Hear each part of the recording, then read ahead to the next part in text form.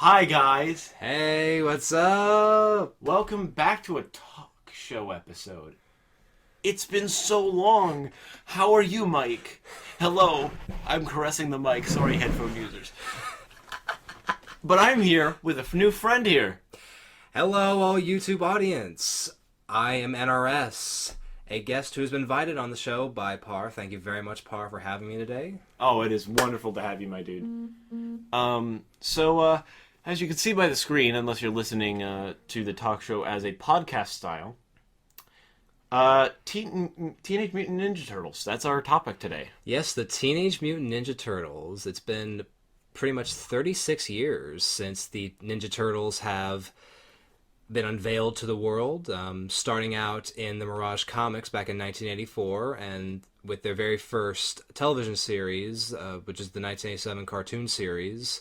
The Turtles have been in our minds and been in our hearts for all that time, and we are going to talk about them today. Yeah, I must say that I'm not as knowledgeable about them as you. So It's going to be, I'm guessing it's going to be a lot of you talking this episode. So, I mean, that's a good introduction to Ninja Turtles.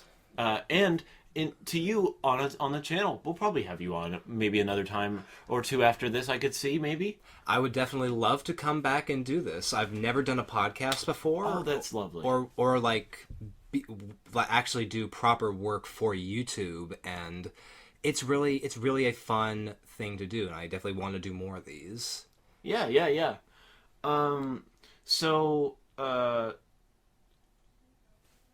I just want to do a quick clarification here. Yes. NRS Studios. Yes. Make sure that's separated there. Yeah, NRS Studios. That's what I go by. That's what I want to go by here, or my alias name. You know. All right, NRS. So, what would you like to start us off with here? Like you want me to talk about to give you a brief history of the Turtles, or go whatever you feel might be the best to introduce the audience and me more to the Ninja Turtles themselves. Okay, well, I mean, and as a franchise. All right. Well, speaking to the YouTube audience, of course, probably some of you who are watching this are Turtle fans already, so you guys probably know the Ninja Turtles already.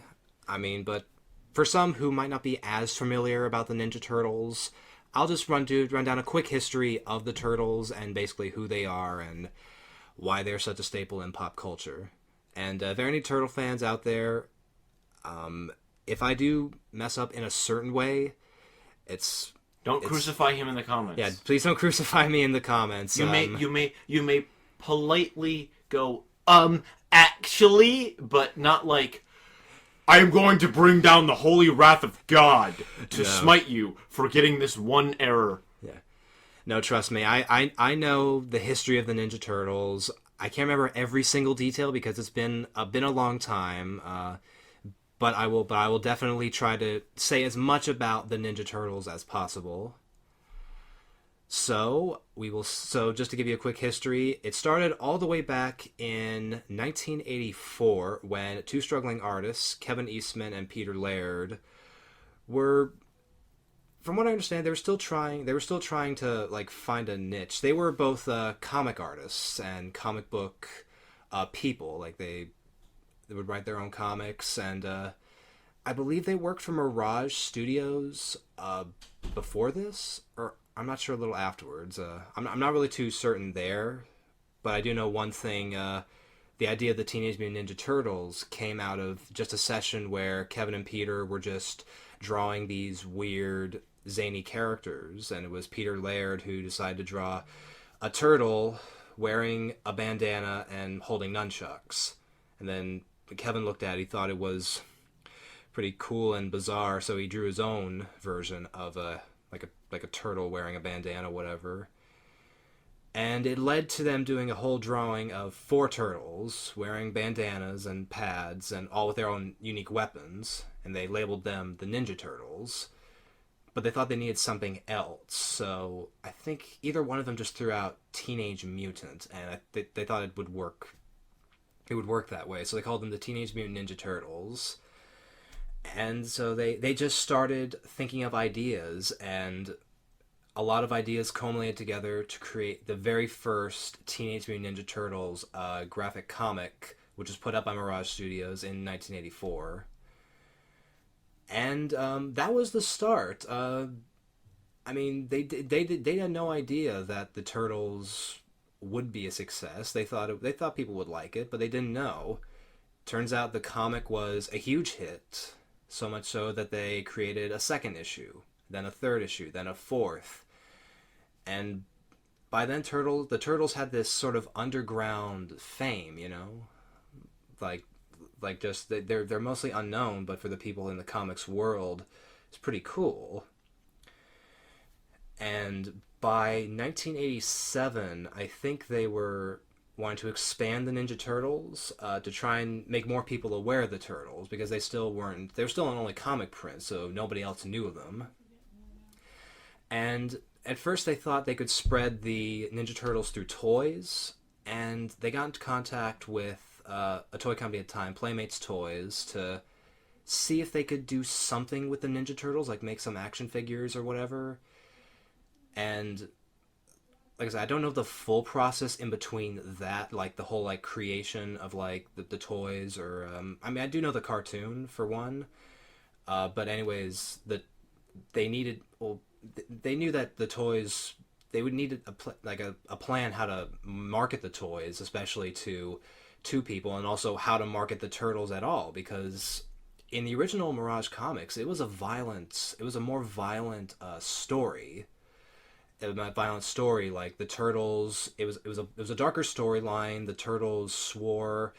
They actually used their weapons to stab, puncture, and there was bloodshed and everything. So they had to figure out like who would they market the Turtles to, and they knew that they wanted to market it at a younger audience, but they had to water it down. So they could do that. I mean, you can't have that like on comics, like, or on a TV screen. And then they got talks like, what about doing a cartoon series? I'm sorry, the door just decided to open itself. Oh, no one was on the other side. having some technical difficulties. Stand by for 1 second. That was really weird. It just opened on its own. I think the ghost of like the Teenage Mutant Ninja Turtles just came. One of the Teenage Mutant Ninja Turtles just came in. A ghost of one of the Turtles. Never heard of that. A turtle concept that died. Yeah. A long time ago. Which there have been a few dead turtle concepts, but anyway. Anyways, so they got in talks with Fred Wolf, who was a cartoon producer at the time for, I believe, Fox or something like that. And they ended up creating a 5-part miniseries of the Teenage Mutant Ninja Turtles, like a 5-part episode cartoon series, to introduce the Turtles and to, basically let people know about it. And they put it out there. It aired on television, and it became a success. I think basically like overnight in a way. It was this new concept that no one had really seen before. And like even taking the name Teenage Mutant Ninja Turtles, I mean, some people thought that would go nowhere, but it turns out it became a hit. So of course afterwards, the television networks at the time put in orders for more Turtle episodes, more episodes of the show. Playmates Toys got a huge spike in marketing, so more Turtle toys were created, and of course it was a cool thing for Kevin Eastman and Peter Laird to know that their creation was a success, and that was gaining a newfound love and a new ground out there. And that's basically how they started, and the Turtles went on to go on with the original 1987 cartoon series, which lasted 10 years. I think it was one of the first cartoons to actually last a full decade. 10 seasons in total, 193 episodes. It also led to 3 live-action movies in the 1990s. There was one more recently, too, wasn't there? There was, yes, but we'll get there. I think that was a flop, too, wasn't it? It was, but I'll get there. And and then after the series ended in 1997, there was a live-action sort of almost like a continuation of the cartoon, but instead of being a cartoon, it was live action, called Ninja Turtles: The Next Mutation. And to most Turtle fans, that's probably one of the most weirdest, and I dare say it, kind of the most forgettable of the Ninja Turtle shows. Mostly the thing that Turtle fans have a problem with in Ninja Turtles: Next Mutation is, I think, just the humor and style, and also introducing a fifth turtle, Venus de Milo, who there's a whole story about how she was with the turtles. Anyway, it's for you Turtle fans out there, you know what I'm talking about. I don't have to explain everything, do I? You don't need to explain absolutely. Yeah, but basically, Ninja Turtles: Next Mutation only lasted one season in '97 and was forgotten about. And it would be a few years before the Teenage Mutant Ninja Turtles would return to television and to pop culture, really. And so, in 2003, 4Kids unveiled a brand new Teenage Mutant Ninja Turtles animated series, in which this one was a lot different, because the previous cartoon series was more geared towards a younger audience. It was a lot more wacky, a lot more, well, cartoony, we'll say, in its nature. It wasn't that violent. The 2003 animated series was different because it took the original Mirage Comics storyline and followed it almost to a T, with certain events and things that happened in the comics. It was adapted for the series. The whole show was given a bit more of a darker atmosphere. Don't get me wrong, it was still lighthearted. There were definitely lighthearted moments, but when it got dark, it got serious. It got serious in that, and that series ran from 2003 to, I think, 2008, I believe. It lasted 7 seasons, I believe. Yeah, it did last 7 seasons, with 157 episodes produced. And that led to the TMNT 2007 CGI movie, which, I don't know. I mean, there were fans who definitely liked that film, but for some fans, they kind of really... Some people forgot that it even was out in syndication, and some people just thought it was a little too overshadowed on Leonardo and Raphael's conflict. I mean, if you've seen the 2007 film, we also like to know your thoughts on it. What'd you think of the 2007 film? Yeah, we love some of your interaction here. Yeah. And now for the more uninitiated, can you please tell the viewers visually which one of the turtles is which? Because there are people out there that don't know. I know them. Okay. But there are people that would. All right, I'll take a break from that. So, the 4 turtles, as you can see on your screen there. Leonardo, the turtle who wears blue. He is the leader of the turtles. He is the one who makes sure the turtles are following the right direction, on path. And his weapon of choice is the katana blades. Donatello is the turtle in purple. He's the gadget guy. He's the turtle who would fidget with machines, invent new gadgets or maybe new weapons that the turtles could use. And he's just that one geeky turtle that, like, a lot of people love. And Donatello is my favorite turtle, by the way. And he wields the bow staff, which you know how to use. Which I do, and I'll get into my usage of the weapons in a minute. Raphael is the turtle in red. Now, he's the hothead. He's the turtle who would punch before he would, like, confront somebody. He's the type of turtle who gets hot under the shell pretty hard. And he might have an outburst, 1 or 2. But but underneath he is good-hearted, and he'll do anything to protect his brothers. And he wields the sais, or cha, I believe, is their Japanese term. And finally, we have Michelangelo, who's the turtle in orange. And he's the party dude, man, like cowabunga. Where's the pizza, dude? He's the turtle who always wants to have a good time. He's the life of the party, if you will. And he's probably the most enthusiastic of the Ninja Turtles, in my opinion. And an absolute goofball. And an absolute goofball as well. He's not too smart. as well. He's kind of... Well, I would say that. He's smart in his own way. I'd say Michelangelo is smart in his own way. And it also depends on which Michelangelo you're talking about. Like, if you're talking about the 80s Michelangelo, where... I mean, he's definitely a lot more... He's definitely a bit more goofier, or a bit more, like, enthusiastic. Or the 2003 Michelangelo, who can be goofy at times, but is sometimes as serious as the other turtles. But, Mikey, I mean, but in every iteration, Mikey always has his goofy and party side to him. Yeah. And he wields the nunchucks, or nunchaku, which is their Japanese term. And so we just wanted to do that, and get back to the history real quick.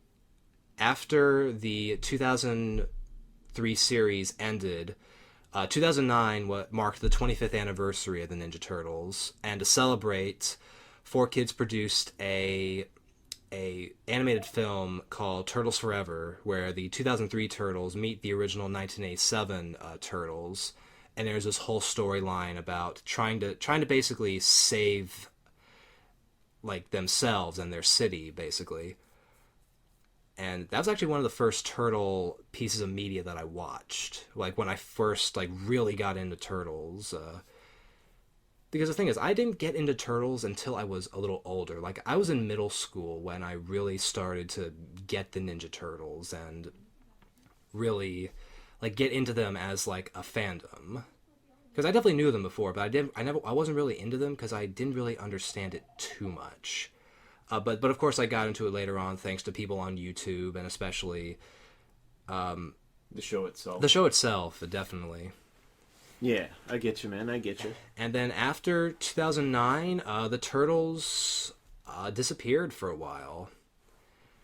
However, in 2009, Viacom, who most people out there know is the company which owns Nickelodeon, actually purchased the rights of the Teenage Mutant Ninja Turtles from Mirage Studios, which Mirage Studios had the license to Ninja Turtles, I mean, from 1984 up until 2009. So it was solely under Mirage's copyrights for the Ninja Turtles. But Viacom wanted to purchase the rights so they could produce a Ninja Turtles series to air on Nickelodeon, which they did. I don't know what sum of money they bought it for, but... Anyways, Viacom had the Turtles under their copyright in 2009, and in 2012, the brand new Nickelodeon animated series aired, which I was excited for. Like, literally, I was watching trailers for the show online and on television. I was gearing up for it. I was learning as much as I could about the Teenage Mutant Ninja Turtles. I binge-watched every single episode, all 193 episodes of the original 1987 series, in preparation for this show. And when it came out, it was amazing. The show, to me, it's one of the best shows in the Ninja Turtles, because it was a hybrid of the best of the Turtles, where it combined the storyline of the original Mirage comics, but also included plot points, references, and throwbacks to the original 1987 series, and other aspects of the Turtles franchise, in a way. And it was really well done.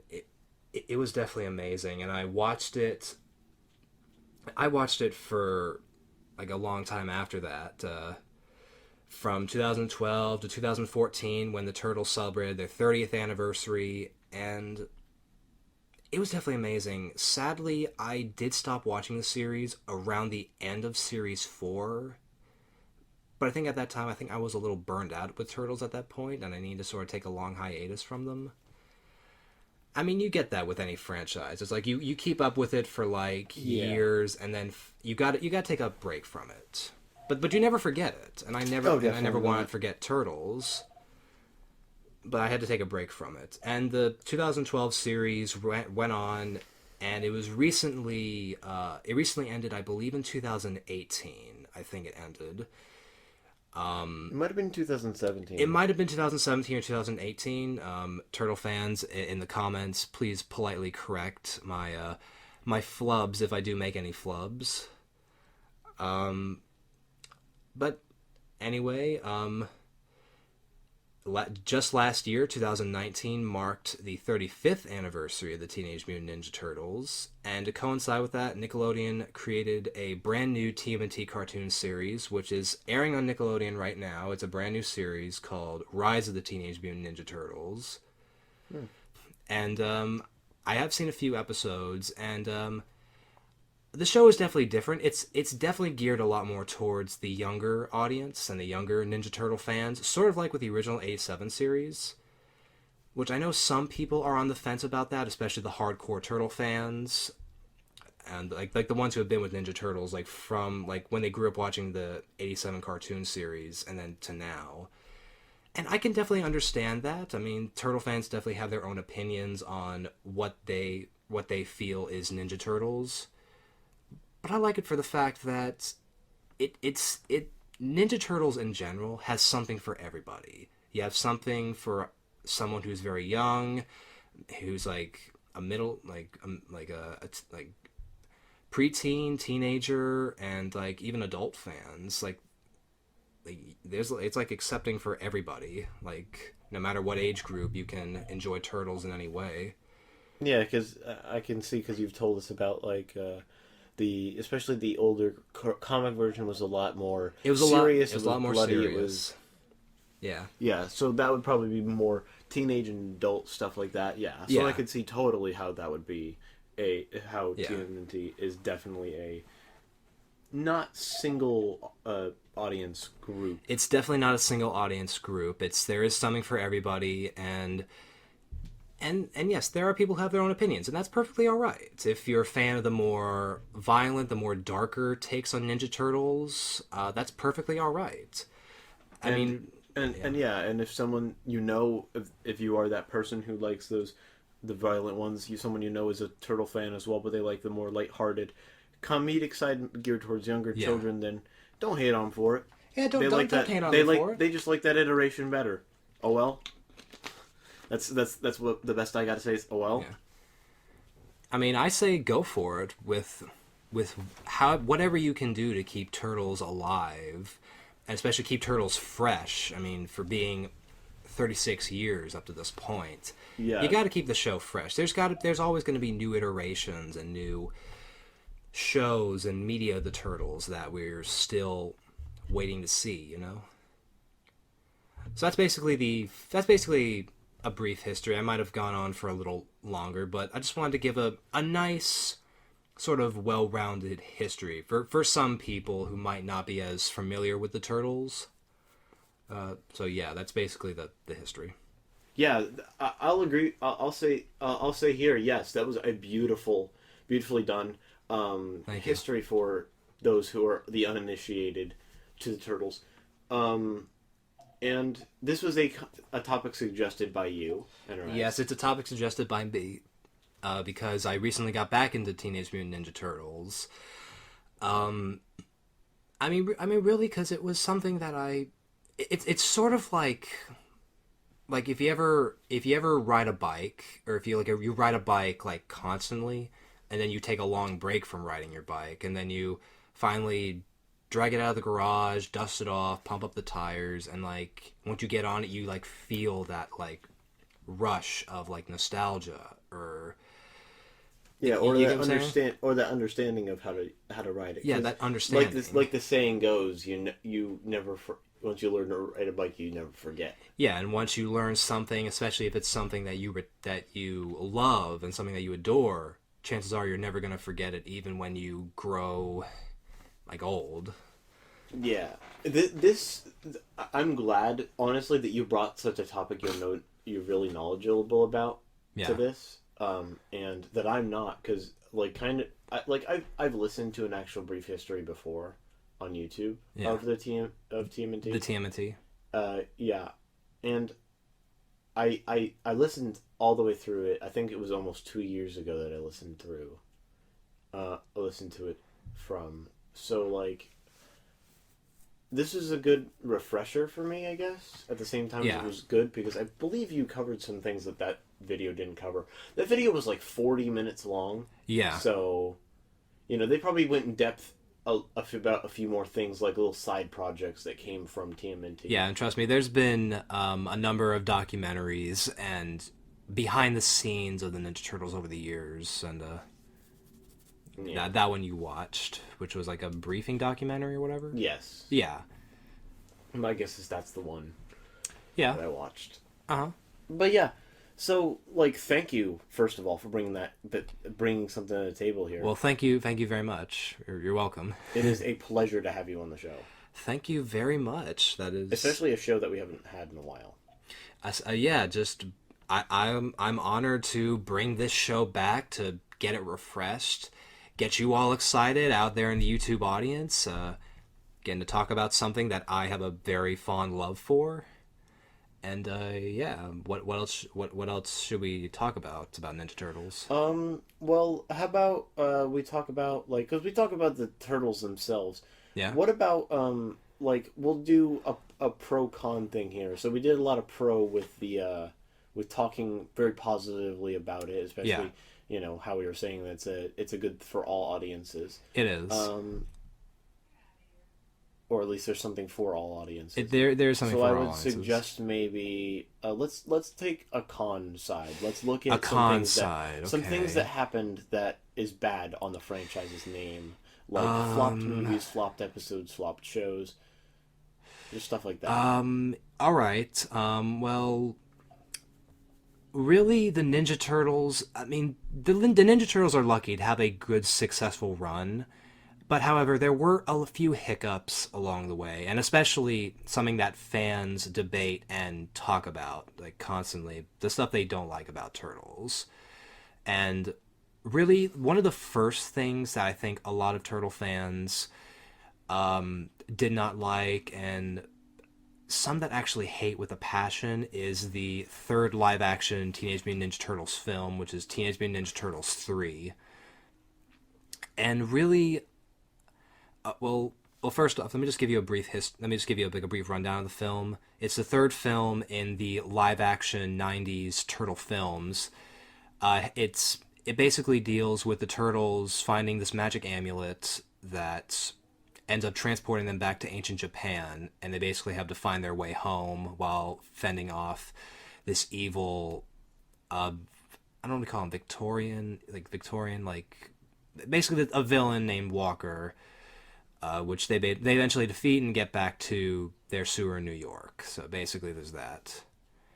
And really the main problems that fans have with Turtles 3, first off, are the use of a different company to bring the Turtles to life. Because in the first Turtle film and the second Turtle film, the Turtles were brought to life via Jim Henson's Creature Shop, which... If y'all know Jim Henson, creator of the Muppets, worked on Sesame Street and a lot of wonderful works as well as films. The first film and the second film, I mean Jim Henson. I mean, sorry, I just gotta talk about this. Jim Henson and his crew pulled off what some people could think is the impossible, to bring these four turtles to life, which they've only been in comic pages and on TV screens, but now to bring them into the movies in live action with creature suits and animatronics was amazing. And it was definitely an amazing feat to see that be done, and to be done so seamlessly, and especially in the first movie. Well, seamlessly for the time. Yeah, for the time. Yeah, because like nowadays that doesn't hold up as well. No. I wouldn't say that. No, I'm not insulting. I'm saying compared to like what we can do now, it doesn't hold up well. But for the time, it was great. Yeah, definitely. For the time, it was amazing. I mean, nobody had seen something like that, especially making an action film done with creature suits and animatronics as they did.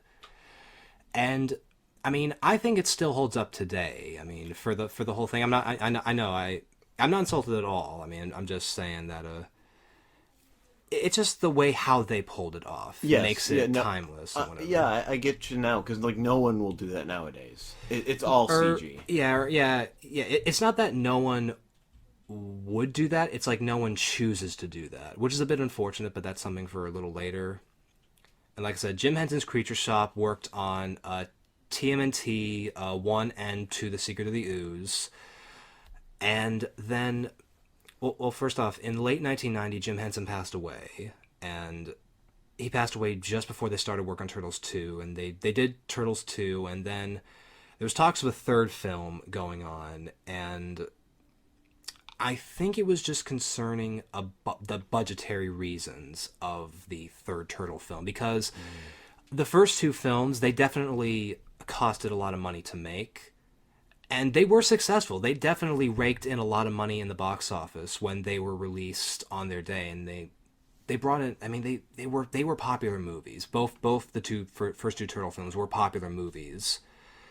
But for the third one, there were some budget cuts. There were actors who were replaced, not just in Turtles 3, but I think in Turtles 2. Or actually, yeah, well, started in Turtles 2 and then continued on Turtles 3. It was April O'Neil, a different actress replaced her in Turtles 2, and then the same actress continued in Turtles 3. And same went for How to Bring the Turtles to Life. And the budget they had, I don't think it had enough to get Jim Henson's Creature Shop to do Turtles 3. I mean, they were definitely capable of it, but I don't think the budget concerned that they could do that. So they went to a company in Los Angeles called All Effects. I believe that's a company, or All Effects Company, and they were the ones responsible for bringing the Turtles to life in Ninja Turtles 3.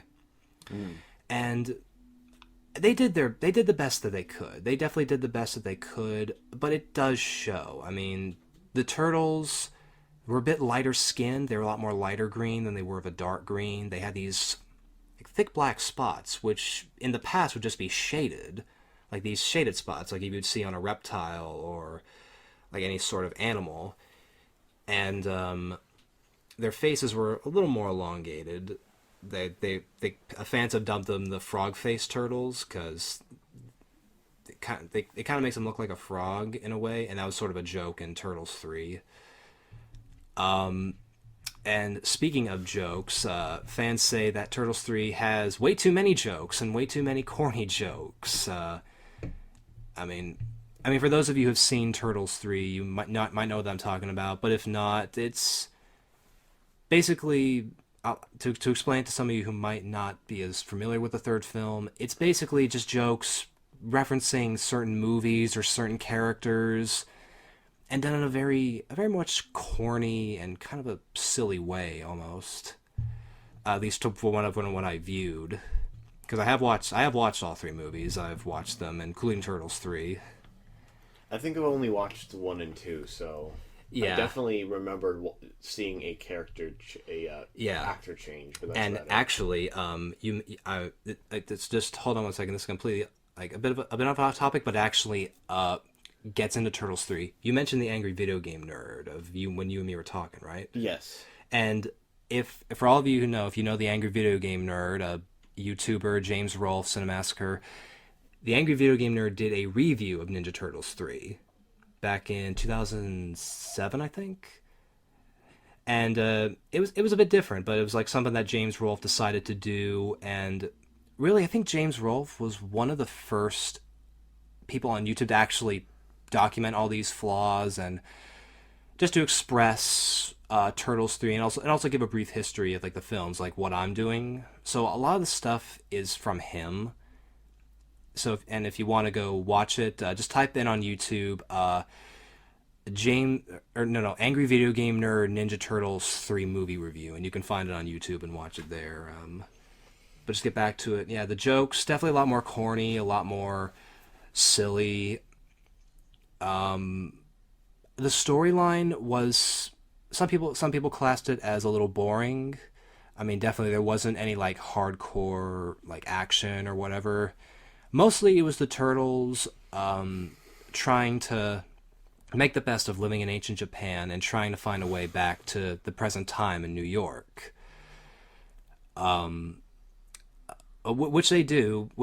By the end, they get the magic scepter back. And okay, well, first off, the ending of the film is very, very weird. I'm mostly going to skip to the one part that a lot of people talk about and especially James Rolfe makes a big note of it in his review, where the scene where Walker falls off the side of the wall or whatever, I think in the film, when he falls down, because he falls and there's a sea below, there's like the ocean below. When he falls, he implodes. He doesn't make a splash onto the water. And James Rolfe makes a big note of that. Why did he implode? I don't know. I guess they forgot to put in a special effect, or they just ran out of time.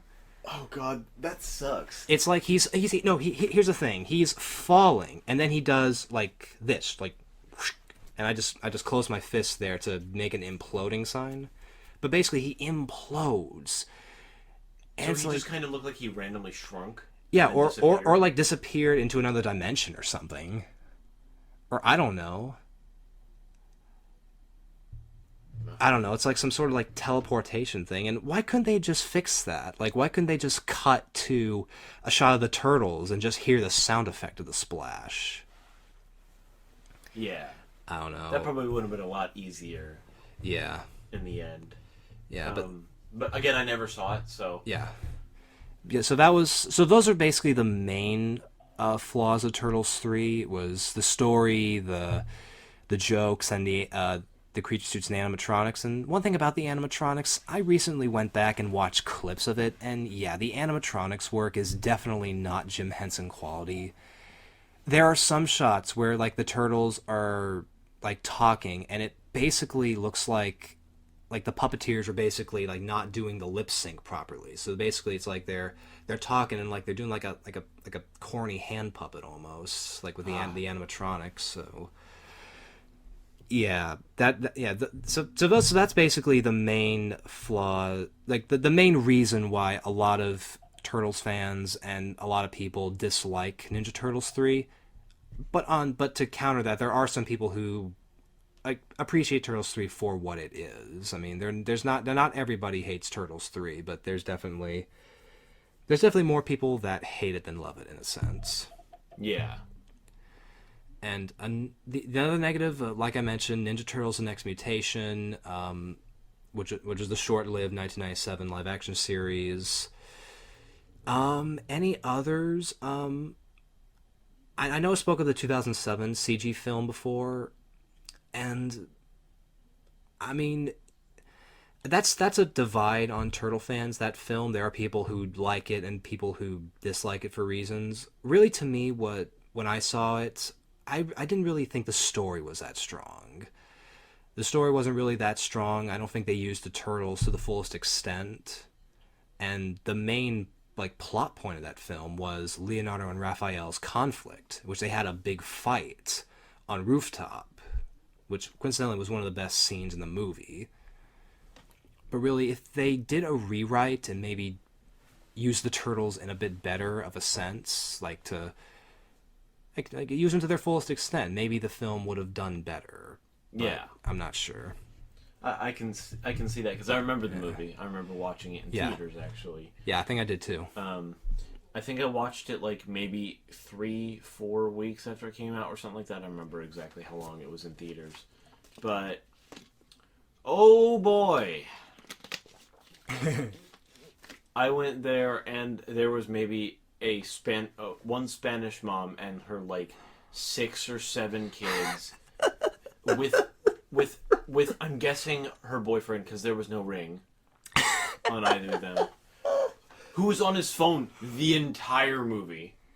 Like, there was, you can see the light from the screen reflecting off the walls for a while back until, like, near the back of the theater. You can see it, like, dampens. But he had his phone like this. He was sitting to the side, like, leaning against the wall. So all you saw was, in the room, clearly, was the screen, some of the walls, and then him on the side of the room. I think he started like scrolling through something, and I swear I heard something very vulgar. Like a swear word or whatever. No, I don't mean that. I mean pornographic. I think he was. I think he was scrolling through something there. That got twisted. Yeah, but he was sitting there, and like, It was really bad because like everybody in the theater then turned and looked at him. The only person very visible in the room because of his phone screen. The phone was on his face. Yeah, so he quickly closed and is looking around the room, looking at the people looking at him now, and oh my god, it was just like that would have been awkward. That must have been a very awkward but situation. The greatest part of that was, I think, one of the techs behind behind the camera and everything, behind the projector, was trying to fix the projector because like I remember halfway through the movie's audio started cutting out for no reason. Okay. So they were fixing that when this happened. So it was silent in the theater. Oh. It wasn't like people were. It wasn't like you were hearing like action happening on screen. There's no or dialogue. It was silent. Yes, because the movie at the moment was paused because they were fixing the audio. So it was silent in the room. The lights were on, or like dimly on, because they do that. Yes, and they were fixing the audio when this vulgar like thing popped up on this man's phone. I'm just like, you have 6 or 7 kids here, and you're the one getting into this relationship. Dude, just put away the phone. It's over. You have 6 or 7 kids. You're never getting alone time. Oh, man. We're sorry if we threw a curveball like that at you people, but... there's a reason I don't label these videos for kids, so... Yeah, we're sorry. That right there is definitely not labeling this for kids, but... Besides that, if you can ignore that, we're trying to keep this as green and as clean as possible. So, yeah, that was basically about that was basically everything that was really what was the matter with the 2007 Turtles film, and that was it. And the Turtles wouldn't appear on the big screen again until the 2012 Nickelodeon animated series, in which they spawned not one, but 2 live-action films, Teenage Mutant Ninja Turtles, which is in 2014, and Teenage Mutant Ninja Turtles Out of the Shadows, which is its sequel in 2016.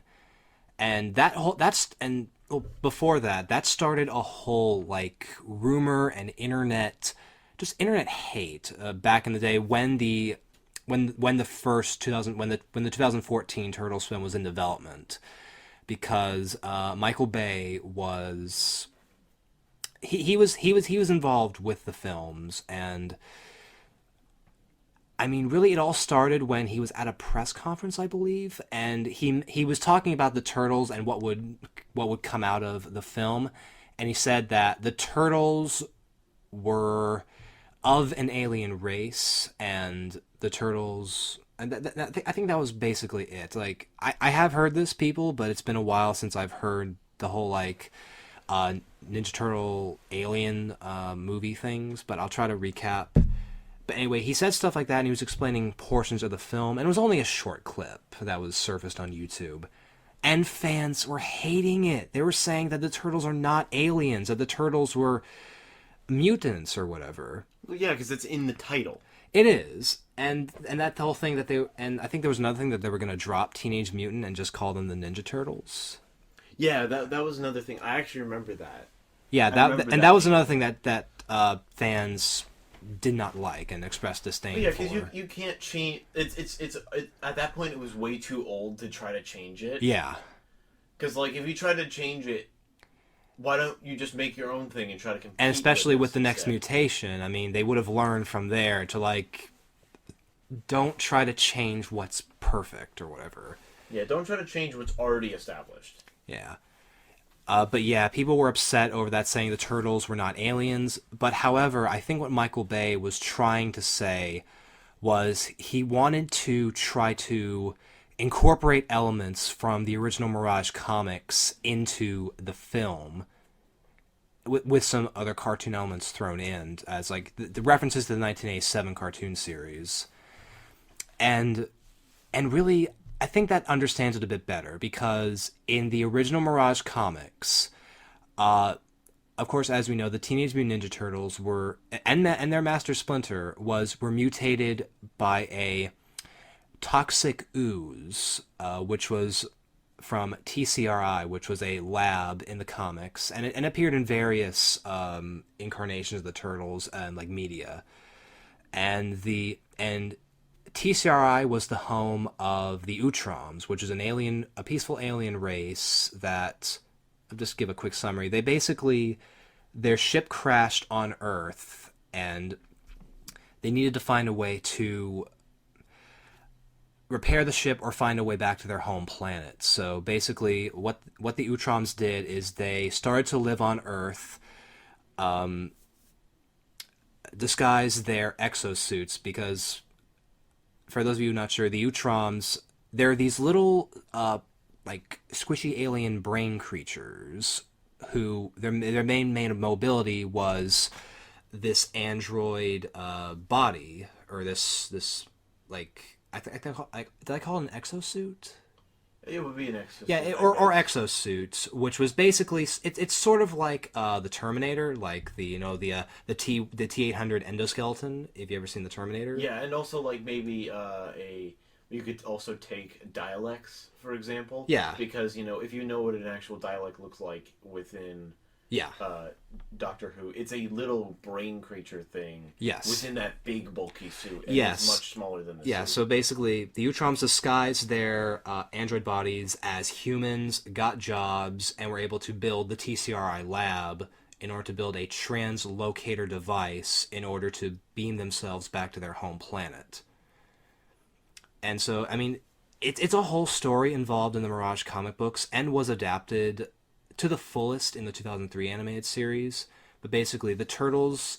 It's a whole story where the Turtles have to find Splinter as he was kidnapped, and they come upon TCRI, which they're curious of their origin because, like I said, TCRI was the label on the canister of ooze that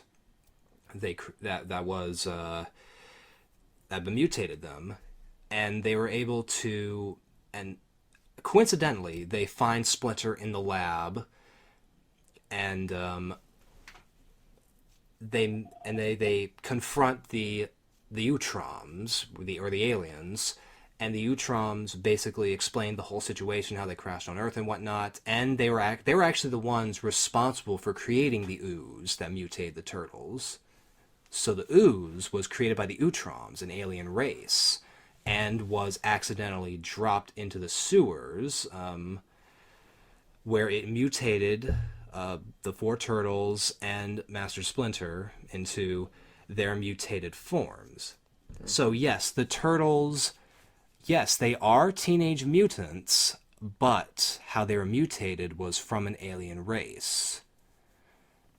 They are not the aliens, though. They are But the no, mutants. the Turtles are the mutants, and how they're mutated was caused by aliens. Yeah. Or so caused by an alien substance. they are not aliens. The Turtles are not aliens, and they will never be aliens.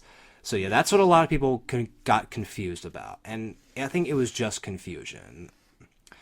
But anyways, as it goes on, and the Turtles become popular again thanks to the Nickelodeon animated series, the 2014 film comes out in theaters, and yeah, there are fans who have mixed reactions to it. People thinking that it's not that bad, people saying it's moderate, and people saying it's downright terrible.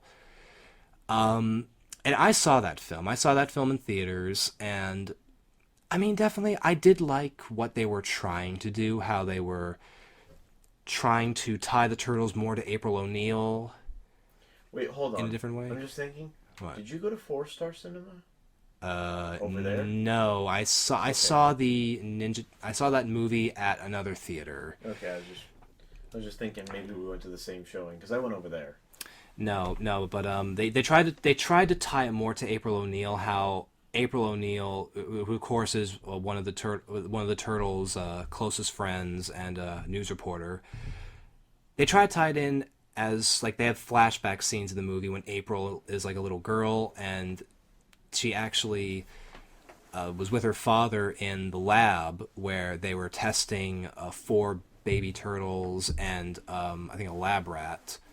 They were testing out this form of, I think it was a form of ooze, I think. But I mean, if you've seen the 2014 film, you know what happened. So I think they were trying to tie it more to April O'Neil, so she would play a much more like significant role in the film. And she was played by Megan Fox in both the 2014 and 2016 films, which, I mean, that's also a controversy that some people did not want Megan Fox as April O'Neil, but still. And anyway, there was that. I mean, people were complaining how the turtles looked ridiculous and looked ugly as the motion capture characters. I mean, yeah, I was on the fence too, but I come to like the look a little bit. It was different, and I respected them for trying something different, but if you ask me, it's not my first choice to represent the turtles. To me, the representation of the turtles would be from the original 1990 live action film. To me, the 1990 turtles are the definitive live action turtles, in my opinion. And I mean, I definitely respect what they tried to do in the 2014 film, and it came out. It was moderately successful. Successful enough to get a sequel, Out of the Shadows, in 2016, which they expand the story more and also introduce Bebop and Rocksteady, who were two characters that fans have wanted to see for the longest time, especially in a turtle movie. Bebop and Rocksteady were two mutant villain characters who worked for Shredder and Krang in the original 1987 cartoon series. And coincidentally, that film also introduced Krang, a movie Krang, which is also for the first time that fans have always wanted to see. Because the thing is, with the original 3 live-action Turtle movies, the first one especially was following the original Mirage Comics storyline. And that's one of the best options to do, especially for the first film. And then for the second Turtles film, they did introduce 2 mutants, Tokka and Razar, which was a mutated wolf and snapping turtle. The characters mutated by the Shredder in Ninja Turtles 2, but if you've seen Ninja Turtles 2, you know what the story with that was. But yeah, but fans have always wanted to see Krang, Bebop, Rocksteady, and elements of the original 1987 cartoon series, which of course the older Turtle fans would have grown up with. And I think that's why they introduced them, to cater also to the older fans who grew up with the Turtles, and you know what I'm talking about, the ones who have stuck with it for the longest. And also have more villains than just the Shredder and the Foot Clan, which I can understand. Yeah, and the Foot Clan. They all have feet fetishes? No, no, it's not. It's not a foot fetish thing, but the Foot Clan, there is a significance to the Foot Clan. And actually, I think it was in one episode of the 1987 cartoon series where the Turtles go back in time and actually learn the origins of the Foot Clan, and also relating to their master Splinter's background. Because, I mean, should I explain? Yeah, go ahead. All right, so we'll have to wrap up soon. Yeah, I know. We've been going on for this one episode for a long time. All right, so I'll quickly wrap it up. I'm gonna stick with the original Mirage comic interpretation, and it's changed a little bit throughout different forms of media, but in different iterations. Yeah, and different iterations. And so in the Mirage comic books, Hamato Yoshi, who was a sensei, and back then he was I think the first leader of the Foot Clan, I believe. Or there was that, but Hamato Yoshi had a rivalry with Oroko Nagi, who was just a rival, and they were rivaling over the love of the same woman, Tang Shen. They were both competing for her love, and when she chooses Yoshi, Nagi rages out and beats her, and just basically beats the crap out of her. And Hamato Yoshi is enraged, and he beats Nagi to death. I mean, literally, you don't see it in the comic strips, but you do see a strip where Hamato Yoshi's hands have blood on them. So it's more implied. Yeah, it's implied that he killed Nagi for, of course, beating her up.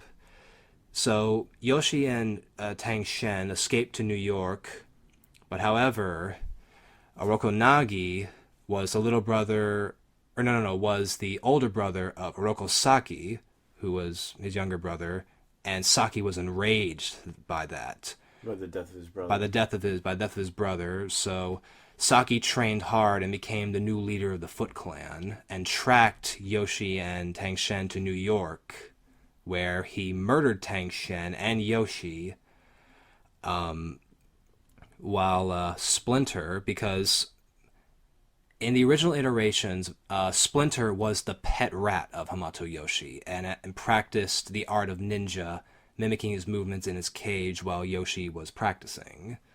So that's where Splinter learned ninja, was from his master, Hamato Yoshi. But of course, Splinter escapes. He escapes into the sewers, where of course he finds the turtles covered in this mutagen ooze, and decides to be their surrogate father in order to look after them and train them in the art of ninja to, give them self-defense and like to just basically give them safety if ever something happens. Yeah, especially since they're giant turtles. They're giant ninja turtles. That's not turtles. No, it's not normal at all. I'm sorry, I'm just out here with my friends, the giant walking turtles. Yeah. What? Yeah. What? I mean, usually when the turtles go up to the surface, they usually wear disguises. Like you'd usually see the turtles wearing fedora hats and trench coats, and sometimes they would wear like rubber masks to hide their green turtle faces. Yeah, because that's gonna help you when you accidentally go to you go pull up your coat, open your coat and look for something. Everybody just sees turtle shell down the middle of you. Yeah, and everybody's like, are you wearing a bulletproof vest? Yeah. Like, why would they be bright yellow? Or sometimes they're bright yellow, like in the comic you can see in the comic style. I mean, in the cartoons, and like the original cartoon, I think it's called the Plastron, or I call it the front shell. The front shell is definitely a lot more yellow. However, in the movies, it's more of like a beige brown kind of color. I mean, to give it more realism, Yeah, I mean, if you've ever seen a turtle. Yeah, if you're a Turtles fan and you've seen the Turtles in live action, or if you own a pet turtle, which I own 2 pet turtles, you can definitely see their shell, like their front shell. Red ears? Huh? Red-eared? No, I actually have a turtle and a tortoise in my house. All right. Yeah, and coincidentally enough, my tortoise's name is Leo. Which, if you're wondering, I mean, you're probably wondering out there, why did I name my turtle Leo if my favorite turtle is Donatello? Well, Leo is one of the strongest turtles, and I mean, he's a leader. He's the leader, so I decided to give my tortoise's name Leo rather than Donnie. But I mean, I love all 4 turtles, but Donnie is my favorite turtle. And I train with the turtles' weapons. I actually have nunchucks, sai, bow staff, and a katana, and I actually train with them sometimes. Yeah, you showed me them. Those things are ready to kill some losers. Yeah, but I don't use them in a brutal way. I just train with them. I mean, the only thing I'll do is slice like oranges or lemons in my backyard. I'll just slice them. I sliced one, like, I swung the katana and I sliced one, like, I think I sliced a lemon, like a quarter of a lemon off while it was still hanging on the tree. I believe I did. You did well there, I'll give you that. Yeah, and or I would impale like a lemon with my sai, or whack it with my bow staff or my nunchucks. You can whack stuff pretty good with nunchucks. Yeah, I mean, they're definitely made for the whacking. Yeah. Big whack. And if you're wondering which weapons I have the most fun with, they are the nunchucks. The nunchucks are probably the funnest weapon I've had to use. I mean, and I'm not trying to say anything bad about the other weapons. I love all their weapons. All their weapons are definitely unique and definitely have their own skills. But the ones I have the most fun with are the nunchucks. Yeah, and for example, all of them are used for a different specific type of fighting style. They are. Typically with sais, because of the nature of katanas and stuff like that, back in the time that sais were invented, they were actually used to break katanas. They were. Yeah, they were. That. So basically, Raphael's fighting style, if he was to fight Leo, his first job would be to break the swords and then continue. Yeah, he would. Well, but actually, I don't think Raph ever did that with his sais. I don't think he ever broke Leo's katanas. Well, I'm not saying he would. They're on the same side, so. Yeah, no, I know, but katanas are expensive, so. I mean, he could break one of the Foot Clan's katanas, or if anyone tries to come at him with a knife or a katana, he can just break it or toss it out of their hand, you know? Yeah, and I mean, if you look at it, you can kind of tell, you can kind of see that they almost have kind of opposites of each other. They do. On, you know, like, because the nunchucks are much more close combat. The bow staff is close combat, but it's got reach on it. Yeah, but yeah, the bow staff is great for long range attacks, especially for nice sweeping like attacks. You can definitely use the bow staff for it, and that's why a lot of people choose Donatello in the original TMNT NES game because he has the longest weapon. And the arcade games too. Yeah, I'll agree with you there. I actually seen a speed run of the game. The game. What they choose Donnie and yeah, Leo. in the NES, the first NES game, right? Yeah, yeah. Game's done quick. I think it was so. Yeah. Yeah, but yeah, that's definitely like what is I think that we've gone on long enough for this topic. We have gone on very long. We have 5 topics to cover. We just covered 1, and we just spent about like we started like 12:20. It's currently 1:26. Oh, I think this is a good long episode here.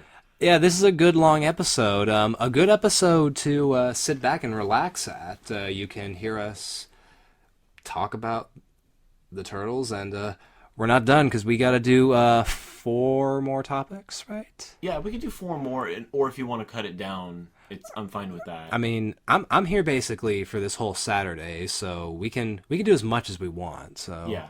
Well, anyways, guys, then, thank you guys so much for watching. Hope you guys did enjoy it. But if you did, be sure to leave a like, comment, subscribe, and hit that bell icon. As Court and Omni would say, leave a comment if you feel saucy.